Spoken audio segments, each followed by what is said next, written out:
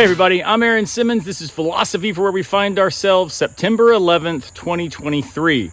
All right, so first things first, it is great to see Florida State University back at the top of the college football rankings. It has been a long decade since 2013 when we used to be good.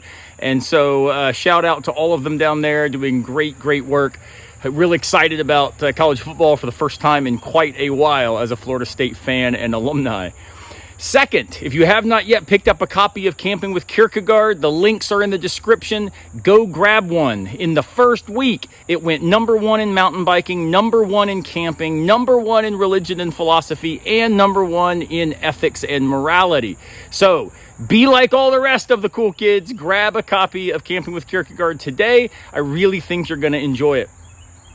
What I want to talk about today is actually an idea from Kierkegaard that the book does think through and develop, but it's also an idea that I'm now writing an essay on for an academic journal. And so I thought I'd cash out some of those notions and do so in a way that's a little more accessible and invite you to think with me about this important notion in Kierkegaard.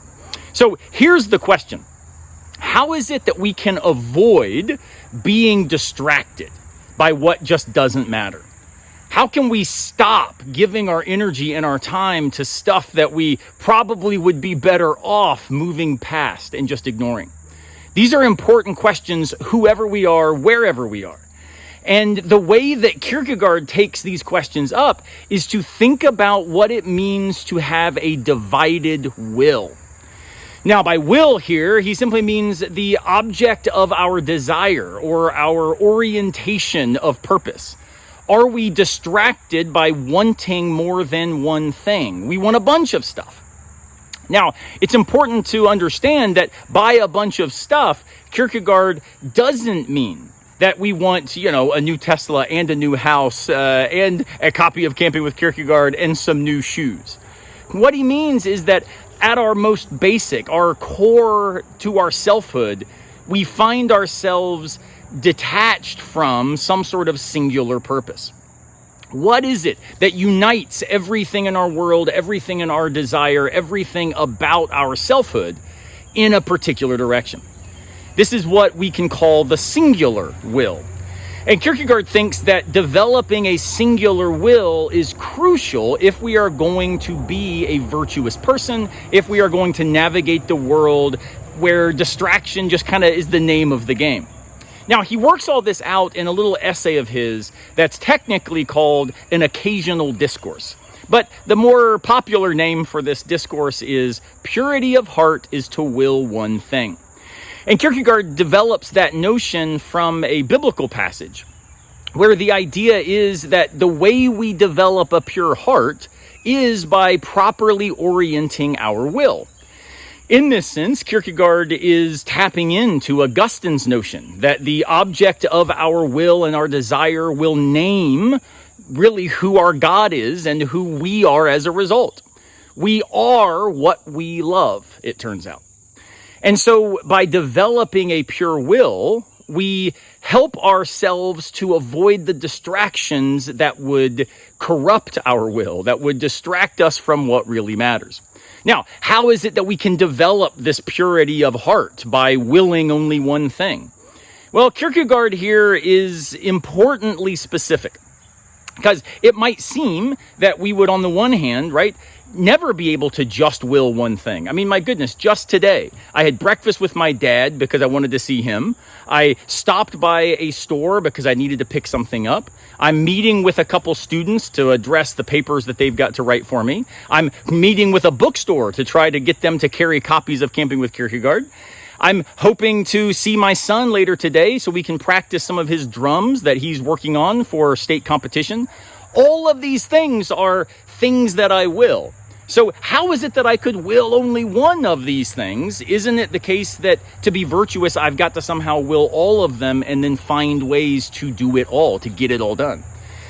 Well, the problem here is that we're confusing empirical or concrete objects of desire with the source of value by which things are desired. In other words, Kierkegaard's not saying that we only will one thing, such that today I will have breakfast with my dad and that will be it for today. And tomorrow I'll help my son on his drums. No, it's about saying in all that I do, whatever spends my time, whatever is worthy of my finitude, as I say in the book, am I doing this anchored in what really matters? What gives all of it the right attachment to value, to significance, and to purpose? Kierkegaard's answer for this is what he calls the eternal. And he says basically that we've got to will everything in relation to the eternal, such that all we are ultimately willing is the eternal. Now that can sound too religious or too abstract. Here's, I think, all he means. And I'm going to draw this idea from David Foster Wallace. Wallace says that we ultimately have to decide what is worthy of our worship. What will be the ultimate source of value in our life, where we tap real meaning. And he says if we ultimately worship money and cars and success and popularity and intellect and beauty, all of that will eventually, as he says, eat us alive. It will leave us cold and empty, never feeling that we are enough. But if we worship something transcendent, whether that be the idea of justice, whether that be the notion of goodness or virtue or loving the neighbor or being kind, right? Or it might be a conception of the divine cashed out in a particular religious tradition. For Wallace, what matters is these transcendent anchors by which we then narrate value in the world help us to realize an awful lot of stuff can just be set aside. What really matters is that we stay humble enough to be confident about the directions that we are heading. Not because we know it's the only way forward, but because we think it's worth our time, worth our energy, and worth our finitude. So today, hopefully Kierkegaard and Wallace can speak to you. How do we stop being distracted? How do we stop being divided in our will? Not by narrowing down the things we do, though sometimes that's important. It's by anchoring everything we do in where we tap real value and real meaning.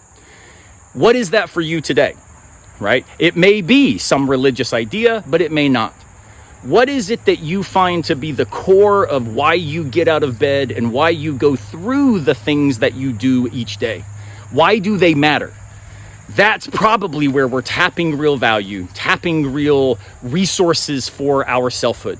And according to Kierkegaard, that's how we can avoid a divided will and then stop being so distracted along life's road. I hope this is helpful. Drop some comments, ask some questions if there's things I can clarify. I will see you next time, unless a piano falls on our heads.